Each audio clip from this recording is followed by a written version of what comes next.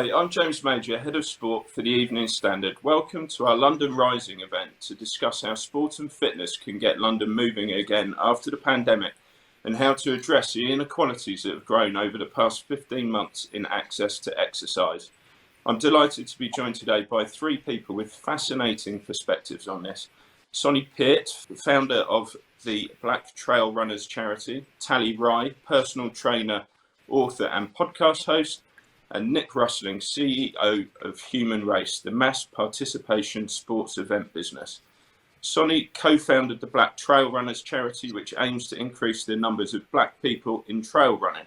When not running or campaigning for diversity on the trails, he teaches business management at King's College London. Tally is a personal trainer, fitness instructor, content creator on Instagram and YouTube, and author of Train Happy. Tally is passionate about making fitness inclusive for all.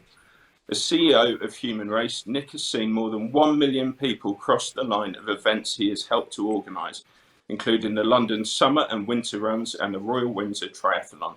He's helped to raise more than £100 million for charities in the process. Over the pandemic, he co-chaired the 2.6 Challenge, which raised £13 million for a world record 4,000 charities in response to COVID cancelled events. He's also a trustee at Women in Sport. Morning, everyone. Thanks very much for joining me today. Morning. So today's discussion is about the widening inequality in access to exercise. In very short terms, during the pandemic, middle-class people may have been able to go for more runs when they'd normally be commuting. But according to Sport England data, lots of people on the margins of sport and fitness have become far less active. Those worst affected include poorer people, our kids, mothers, elderly or disabled people who need access to gyms and swimming pools. Black, Asian and minority ethnic communities have also suffered disproportionately. I'm going to ask our panellists today, how do we do better for all? So why don't we kick off by establishing why this is such an important issue. Nick, I'm going to come to you first, if that's okay. As someone who's seen the positive impact that sport can have on so many people, why does this matter so much? It matters just because it pervades life. It makes you healthy. It helps get you healthier. It brings you joy and confidence of physical well-being. That there's a lot of conversation which I think separates physical health and mental health, but for me they're completely entwined.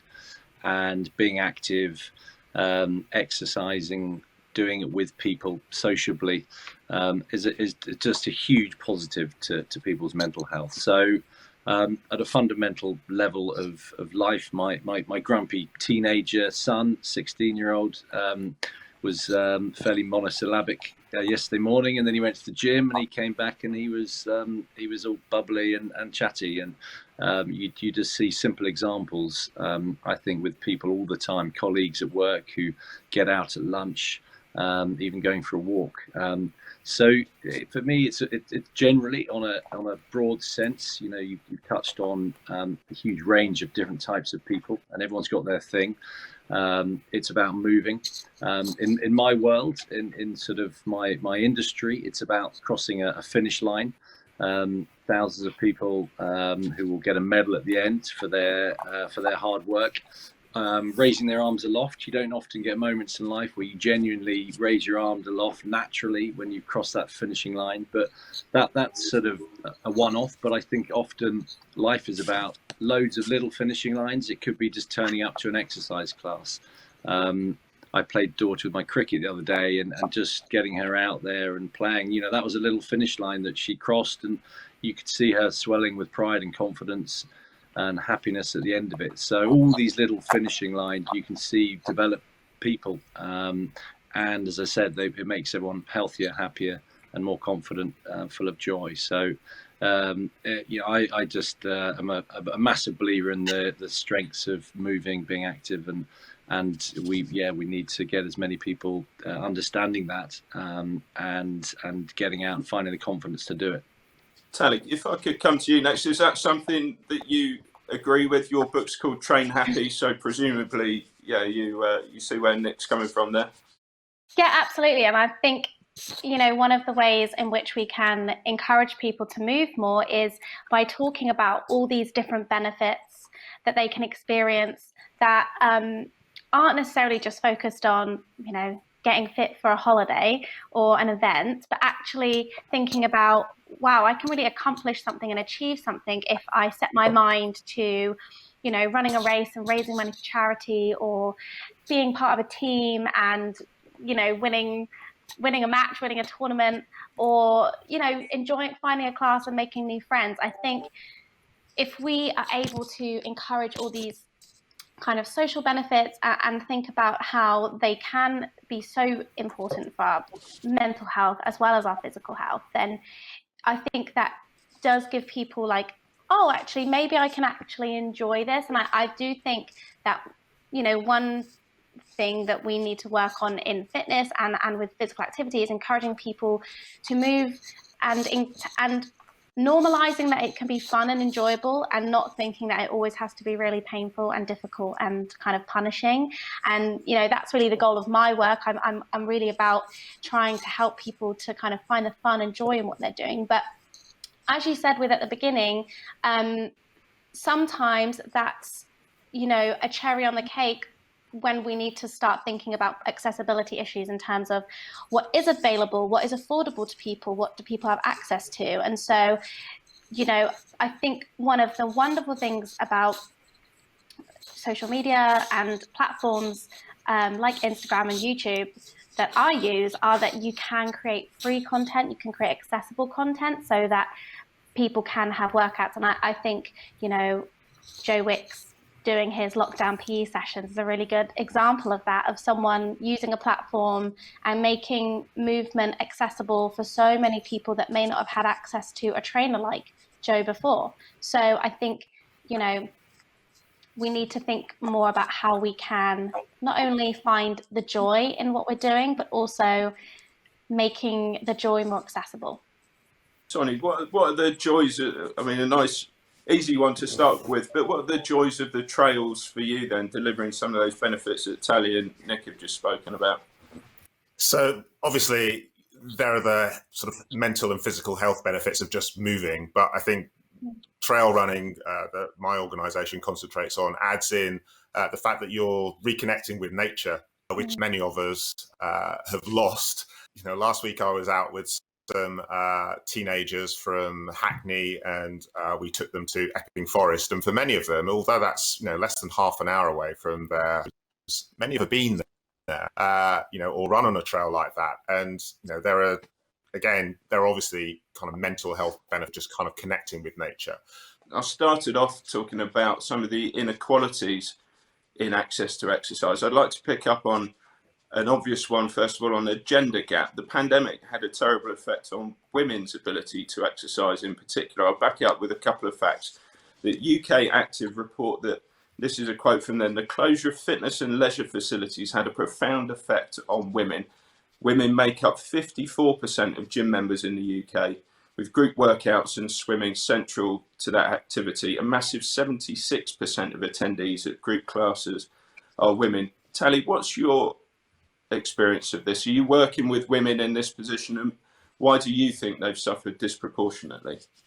Well, I think particularly in the last year, a lot of the caregiving roles have been left to women, and with homeschooling and people trying to manage work and children and all of those various commitments, often it can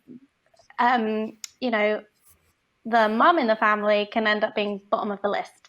And so the time that we're able to make for ourselves, whether it's going to classes, joining a running club, whatever it is, kind of gets left behind, because when those things aren't on the schedule and you can't carve out that, hour a week or, 2 sessions a week, whatever you normally do, it can be really easy to kind of forget yourself. And so I think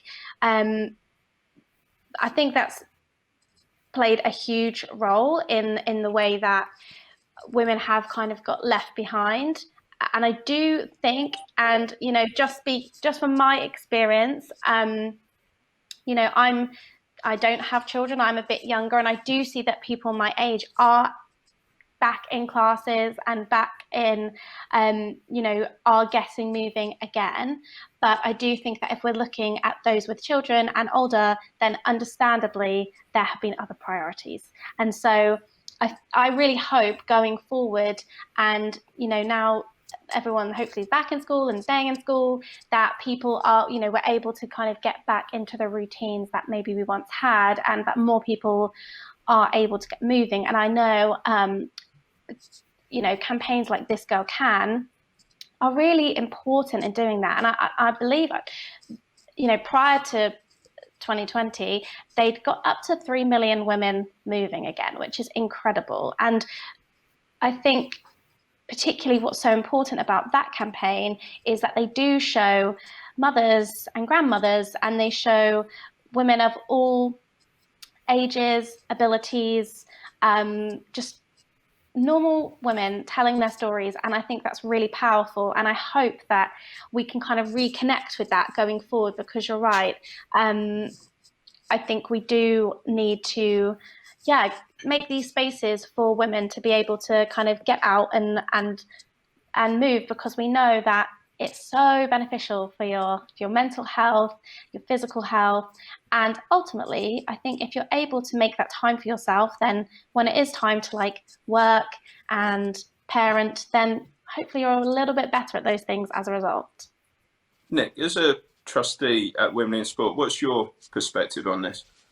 I think, sadly, it is a fact that women have suffered more than men when it comes to exercise during COVID. I think 32% of women said that they couldn't prioritize exercise. As Tally says, there is a lot more juggling going on, often for women, and around that then becomes a challenge to prioritize yourself. So that for me is the key. Equally, I know that 61% of women want to put more effort to getting exercise back on the agenda.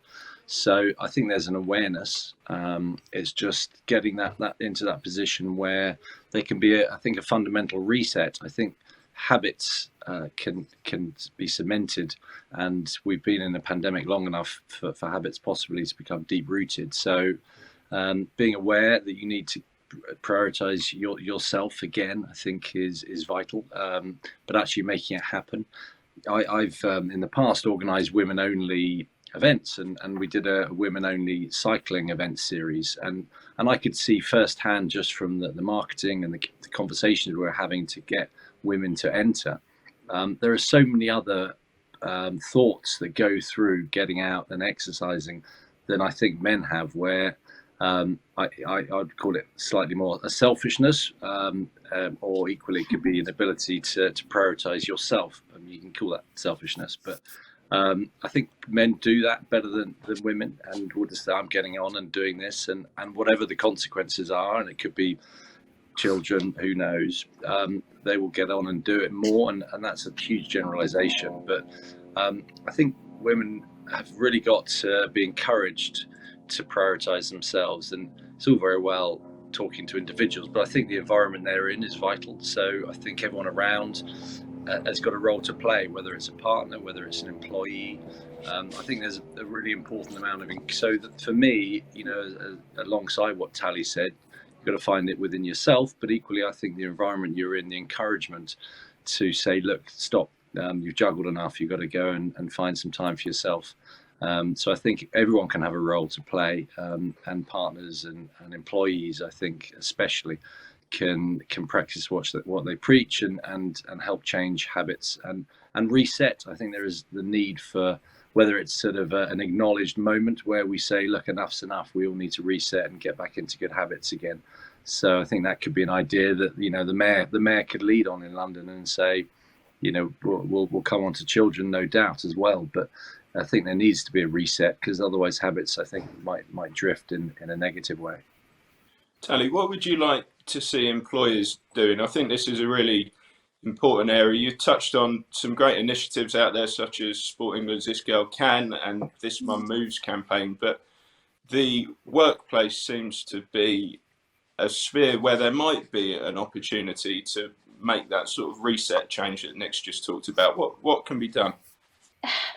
it's really difficult to know what's exactly going to happen going forward in terms of whether people are able to work at home, be back in the office. So I think allowing for a bit more flexibility in the work day, that if there is, a possibility to go to a class or make time for physical activity, whether it's simply just going for a run, that's kind of more encouraged and normalized in the working day. And also just, I think, like I said, working on that education of these huge benefits of movement, and really encouraging that physical activity by just thinking about the links with mental well-being and focus and all those things, and productivity and all those aspects, and encouraging kind of the workforce that way. I wonder what your perspective is on the impact of the pandemic on teenage girls' ability to exercise. I looked at a really interesting research project by Women in Sport that said that 55% of girls said that they felt being active made them happier, and 54% said it made them feel less stressed. But very worryingly, 45% worried that it would be hard to get back into the habit of exercise after the pandemic, and 41% had lost confidence in their sporting ability. So how do we improve that? What are the needs of these teenage girls that aren't being met? Tally, maybe you first, and then maybe Nick, you might have something to say on that as well.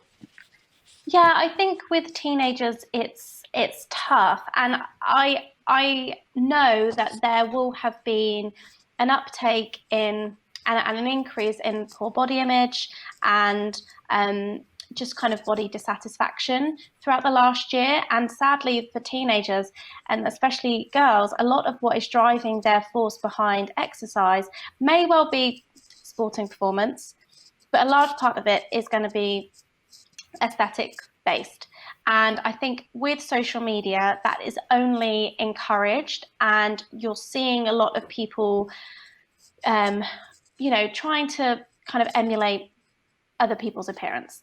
With teenagers, it's really about encouraging them to focus on what they can do and rather than what they look like. And that sport can be such a fantastic way to really be really proud of what you achieved. I mean, you're mentioning races and trail running, and I think whether it's, finishing the line and getting a medal and thinking like, wow, I can't believe I applied myself and did something and I did that, or whether it's being in a netball team and just having that camaraderie. Physical activity is more accessible thanks to social media. And so I think that is where a lot of young people are looking to for their fitness advice, for their fitness knowledge. And we just need to be mindful that they're getting accurate information and they're not abusing exercise in any way.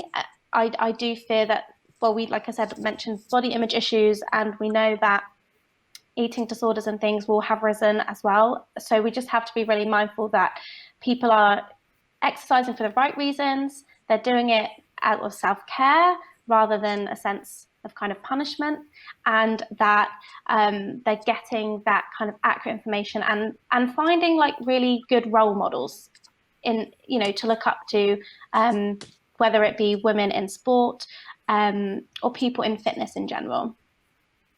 Nick, did you have anything to add to that?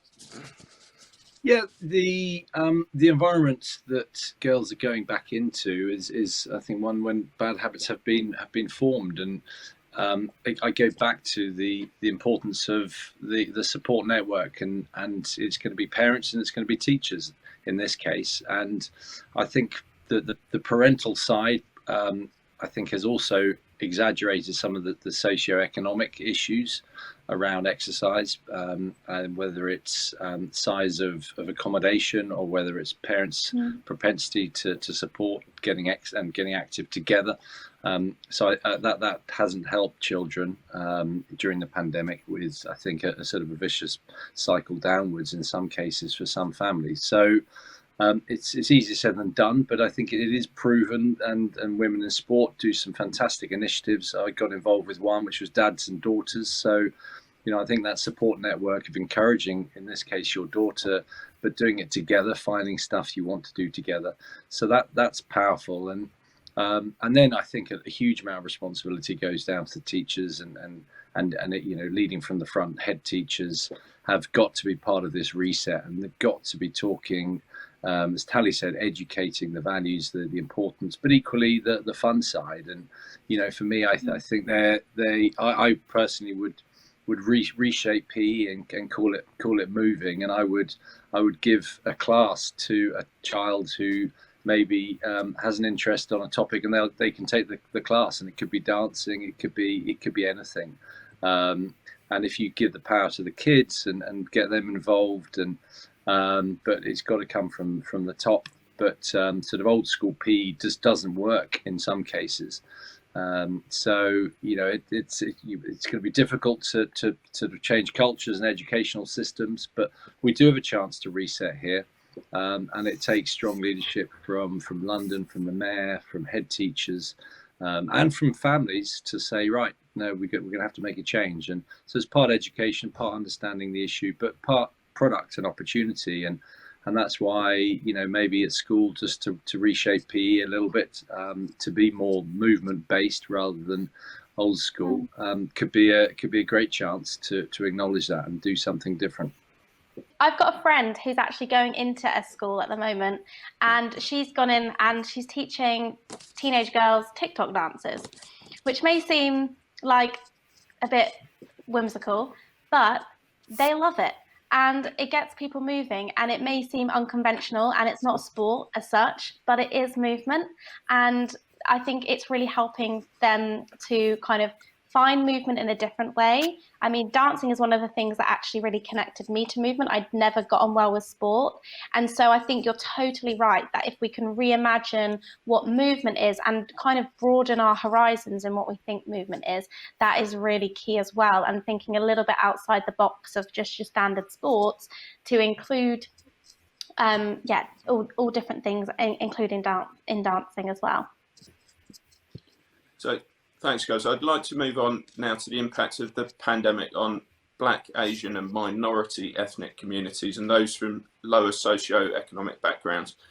In April last year, just 27% of adults from lower socioeconomic backgrounds were meeting recommended levels of regular physical activity, and less than a quarter of adults that identify as Black were meeting recommended activity levels. That's according to Sport England research. Sonny, can I come to you on this, please? Why do you think such disparities exist, and what would you like to see to be done about it? I realise that's, it's a very complicated picture, but what would you like to say on that? So as you say, it is quite complicated, and I have to try and approach it from a few different angles, really. So one is that there are sort of relationships between race and socioeconomic position in our country. Very simply, people from ethnic backgrounds are more likely to earn less and have less money. So that's absolutely there. But what adds to that is that for Black and ethnic minority people, that's related to the fact that they are Black and ethnic minority, and that may sound shocking to some people, but if we go back to the period of mass immigration into this country, people from my dad's generation coming in the 1960s, this was a period when discrimination was open, it was normalized. Immigrants did not have access to sort of formal finance. Banks simply wouldn't deal with them. And although we didn't have the kind of same sort of redlining that they had in America to kind of, keep people out of particular areas, it happened informally. And so, many of those people ended up living in sort of poor quality urban housing. And of course, that persists across generations. And although our sort of open sort of discrimination has changed drastically, it still exists to some degree, and the sort of lasting impact of those sort of big issues back then are still being felt in what we would kind of call sort of systemic or institutionalized racism. So I think it's quite important that people understand the distinction between those things. So, when we talk about race and racism, we could be talking about kind of overt discrimination, although more often than not, we're not talking about that. But let's not kid ourselves that that's gone away. Research from King's College earlier this year showed that when asked why people from ethnic minorities have been more likely to lose their job during the pandemic than other people, 1 in 7 people said it was because they thought that Black people were less motivated. Another 4% said it's because they felt that Black people had less cognitive ability. So, we've actually got, 1 in 25 people walking around who think that Black people are more stupid than white people in our country today. So, that definitely, is a factor. But more important than that is how sort of the socioeconomic stuff kind of interlinks with sort of access and skills and representation as well. So because people from ethnic backgrounds are more likely to live in urban areas, more likely to live in poorer areas, then they don't have access to the kind of open space necessarily that we at Black Trail Runners are interested in getting people into. Equally, lots of the sports facilities that are available tend to be more expensive. And so they can be excluded from that point of view. Then there's the sort of issue to do with skills. So, there are some sports, obviously, which anyone could just go out and, kind of practice. But for us, when we talk about trail running, this is something which you can't just kind of put on a pair of shoes and head out the door and hope that everything's going to be fine, because there are issues that you don't get with kind of road running, for example. You've got to worry about the terrain. You actually need decent kit, and that costs money. And if you actually want to do it competitively, and why shouldn't people, then it can cost a lot of money. And equally, it takes a lot of time. And if you're in a low-paid job, maybe 2 or 3 different low-paid jobs, and you don't have a car, because if you're Black, you're much less likely to have a car than if you're white in London, then getting to things takes time. Being able to sort of do the training takes time, and you don't have the time to do that. So all of these things can make a difference. And if you haven't grown up in the countryside or with regular access to the countryside, how do you know what to do when you get there? Now, how do you deal with wildlife? Where are you allowed to go and where aren't you allowed to go? These might seem like trivial questions, but if you've never actually done that, it doesn't seem trivial at all. I've seen people in my local area, be flummoxed by a farm gate, because they've just never seen one before. They didn't know how to open it, which seems crazy, but that's the fact of sort of urban life for many people. Certainly young people, many of them have never been outside their postcode. So, the idea that they can go and run through forests and run across mountains, is just total, it's just another world for them. So, and then you also add to that the sort of issue to do with representation. And if you look at our media, whether that's through, the sort of national sort of broadcast media and print media, or whether it's on the sort of websites of outdoor organizations and events, it is predominantly white. People of color do not see themselves in that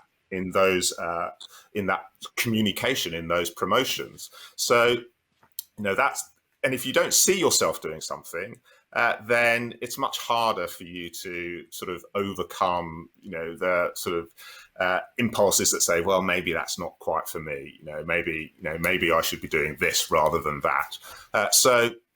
And again, that's related to the fact that many of the people making the decisions in those sports and in those events, they are white middle-class people, and that that's part of the makeup of our country at the moment. So, and if you don't have a diverse group of people in the room when decisions are being made, then lots of the issues that might otherwise arise, they simply don't get addressed. Not through any kind of sense of malice or anything like that, but they just don't arise.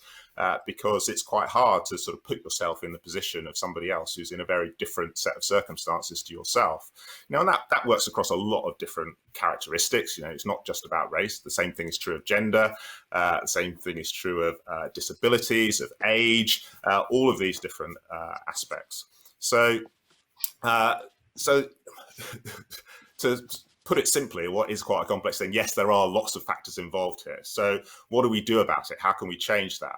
So Black Trail Runners, what we try to do is address three core areas, really, which is access and skills and representation. So in terms of access, that can be about making places and events more available financially. And that could be working with brands to make those places available at lower cost or no cost. It could be about us actually providing financial support for people to enter or to get to events and actually get out into the countryside and to get equipment. And it can actually be about moving the events themselves. One thing that we found from the data that we collect is that someone attending a trail running event is much more likely to come from very close to where it starts. So people don't travel that far to go to them on average. So by definition, many of them are in the countryside. But if you're in London, the idea of going to the Lake District to go and run in a trail event or go to the Cotswolds, if you don't have a car, immediately that's a big, difficult thing to do. So we're also encouraging people to put events closer to London, basically. We've got some great open spaces in and around London, and we don't necessarily make the most of them.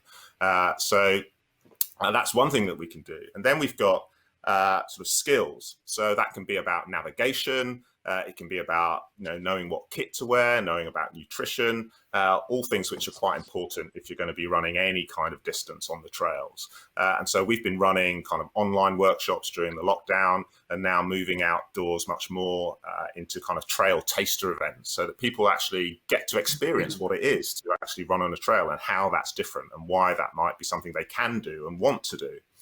And then finally, we've got representation.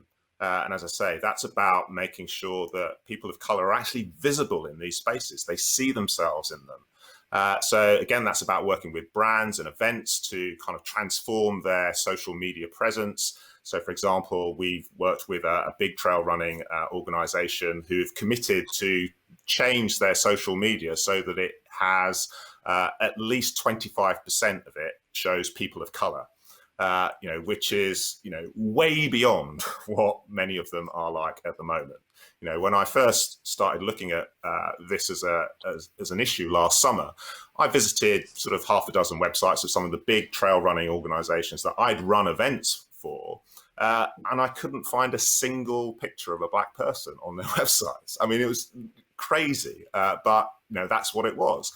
And although that's not a conscious thing, when people look at that, if you're not, I'm quite lucky in that, I'm, a British passport carrying citizen. I own my own house. I've got a job. It's a white collar job. I'm married. I'm heterosexual.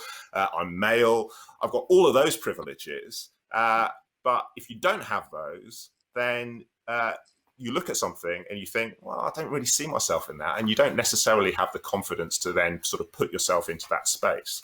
And if you throw into that the fact that it may well be that during your lifetime, while you've been growing up, you've been subject to discrimination, to harassment, then you don't really want to put yourself in a space where you might be subject to that again and more. So people want to stay in the spaces that they know and that they feel safe in. So we're trying to make sure that they can see themselves in those spaces. So that's about, yes, just changing media, but it's also about changing sort of who represents events and brands. And so we've worked to, create sort of more ambassadorships and make sure that companies are making sure that those choices represent the sport as they want it to be, not as it is at the moment. Because if we simply show the sport as it is, it's not going to change. It will just carry on the way it is. So yeah, that's quite a long answer to a short question. Yeah, no, absolutely brilliant answer. Really, really insightful. But just tell me some of the positive stories that you witnessed through your charity. I mean, what's the impact of taking these kids out on the trail? You know, I guess why do you do it, and what's the, you know, what do people get out of it? Well, you know, it goes back to what we were saying at the start, that it's an opportunity to move. It's an opportunity to increase your kind of physical well-being, and it's an opportunity to increase your mental well-being. And as I say, it's about connecting with our environment and with our community. So yeah, just giving people a chance to try things and making it available, making it seem possible for them is what we're trying to do. One final question to end with, and it's a simple one and very London centric. So I'll ask you each in turn, if you were mayor of London for the day, what would you do to encourage a fitter and sportier city? Tally, would you like to take that one first? Probably doing a really awesome event with a range of people delivering exercise to you, so you felt seen and included. And equally finding the different ways to move as well, and, you know, giving people access and opportunity to explore all different things, whether it's yoga or they're doing able to do more of a dance style thing, or they want to do running, you know, really putting on a day that's about giving people a taster of all these different things, and then also kind of showing them that there are people that look like you who do this, and really kind of connecting with those people. Nick, do you want to take that one next? Absolutely. I would employ a hugely high-profile fitness czar to come into the GLA and preside over all things fitness and health and activity. I would put a lot of responsibility, as Sonny rightly says, on the boroughs, the councils, making space available. Just as a small example, I personally, sort of anecdotally, seen a lot of people playing badminton in small spaces. You don't need much space there. You don't need much facility there. There's a great over-representation in people who play from the BAME community. So just as a little example, encourage people out onto spaces playing badminton or whatever people want to do. And I think alongside Tally, I think we need to be co-mayors, because I think having done the 2.6 challenge, that was effectively giving people a really simple framework, which was to do an activity related to the numbers 2 and 6, and then come up with their own challenge. And you saw the creativity, you saw the range, although that included also sort of baking 26 cakes. But the range of exercise activity that people came up with, I hopped 2.6 kilometers. So it was sort of a bit of everything. So I would shut down schools for a day. I would shut the tube down for the day. If people want to get to work, they have to walk, and it would be a sort of a mayor's 2.6 challenge day, when everyone has to come up with their own exercise, own activity, and get onto spaces wherever, indoors and outdoors, and they'd be sort of forced to do something, but it would be fun, and they could come up with their own ideas as well. So it's got to be dramatic, and it would be a big reset London to be healthier and happier. Sonny, now you're our mayor, so what would you do? I would introduce a whole range of new low traffic neighbourhoods around the city. One of the benefits of the lockdown in the early days was that the amount of car traffic just plummeted, and I could literally walk out of my front door and just run down the middle of my street without any danger of meeting a car. And lots of people took advantage of that. And I know that a number of schemes have happened during the last year or so, certainly in central London. But I also know that out here in Harrow, some of those schemes were implemented in a slightly sort of cack-handed way, really, and have since disappeared, which to me seems a great shame, in that, I think if we can shift the focus or the balance away from cars and more towards walking, cycling and running, I think that would make our communities much more attractive, and I think it will help people's health and their participation in movement, as I say. So I would definitely close a lot more roads. Just to add to that, I think that there's the 82% of people who currently walk, run and cycle are British and white, and that to me seems like the biggest win is if we can shift that into a more reflective dimension of society. Yes, you know, there are products and sports and ways to move that people naturally navigate towards, but if we can get quite simply more people walking just on one level, then that's the most inclusive form of moving of all. So I absolutely agree. Thanks, guys. It was a really fascinating chat, loads of brilliant ideas. So thanks very much for your time today, your insight and your expertise, and we'll end there. Thank you. Thank you. Thank you.